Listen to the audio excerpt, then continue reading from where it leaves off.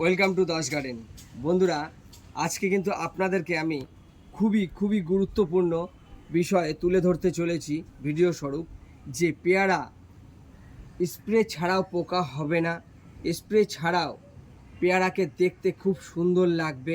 পোকাহীন পেয়ারা পেতে গেলে কি করতে হবে? পেয়ারার কিন্তু পরিচর্যা বন্ধুরা অনেক রকমের আছে, তবে আগে আমি কিছু পরিচর্যা তুলে ধরেছি। আজকে কিন্তু আপনাদেরকে আরও একটা গুরুত্বপূর্ণ পরিচর্যা আপনাদের সামনে আমি তুলে ধরছি। দেখুন বন্ধুরা, এই যে দেখতে পাচ্ছেন যে এই ধরনের যে কোনো ক্যারি ব্যাগ নেবেন, কিংবা কাপড়, সাদা কাপড় নেবেন। সাদা কাপড় নিলে এই ক্যারি ব্যাগ দিয়ে কি করবেন, এই যে দেখুন এইভাবে করে পেয়ারাটাকে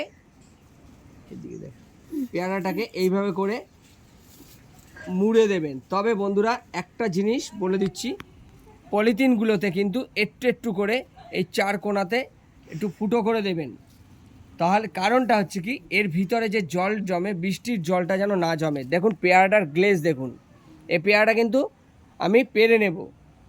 এই পেয়ারাটা পুরো রেডি হয়ে গেছে, একদম ডাসা পেয়ারা হয়ে গেছে। এরকমভাবে পুরো গ্লেজ হয়ে যাবে, পেয়ারায় কোনো পোকা আক্রমণ করতে পারবে না। এই যে দেখুন প্রত্যেকটা পেয়ারা কিন্তু আমি বেঁধে দিয়েছি। আর বাঁধার পরে কিন্তু এগুলো ঠোকা লাগার দাগ হয়েছিল, আগে ঠোকা লেগেছিল। প্রত্যেকটা পেয়ারা কিন্তু আমি বেঁধে দিয়েছি।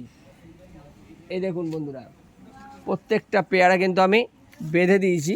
তাতে কিন্তু প্রত্যেকটা পেয়ারা কোনো পোকা আক্রমণ করতে পারবে না, একদম দাগহীন পোকাহীন পেয়ারা পাবেন আপনারা। দেখুন কত সুন্দর লাগে।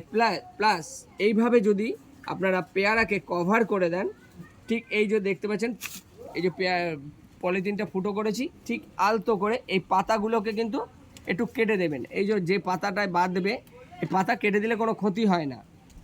এই পাতাটা কেটে ফেলে দিয়ে আমি একটু হাত দিয়ে কাটলাম, তবে আপনারা হাত দিয়ে কাটবেন না, কাটার দিয়ে কাটবেন। একটু এইভাবে করে আলতো করে এই যে গিটটা মেরে দেবেন, যেন কোনো রকম পোকা ঢোকার মতো জায়গা না থাকে। তাহলে এই পেয়ারার কিন্তু এই ধরনের গ্লেজ পাবেন। এই যে দেখুন আমার, হ্যাঁ, তবে বন্ধুরা একদম ছোট্ট পেয়ারা বাঁধার দরকার নেই। আর একটু বড় হলে, যেমন এই যে পেয়ারাটা, এই পেয়ারাগুলো কিন্তু বাঁধার সময় হয়ে গেছে। এই পেয়ারাগুলো আমি বেঁধে দেবো, তবে এত ছোট পেয়ারা বাঁধার প্রয়োজন নেই। এই যে দেখুন আর একটা পেয়ারা দেখাচ্ছি। এই পেয়ারাটা দেখুন, এই পেয়ারাটা কিন্তু বাঁধার সময় হয়ে গেছে। এই যে এই পেয়ারাটা এরকম। আর গাছ ভর্তি পেয়ারার ফুল পেতে গেলে কি করতে হবে, বেশি পেয়ারা ফলাবার জন্য কি করতে হবে, পরবর্তী ভিডিওতে আমি তুলে ধরবো।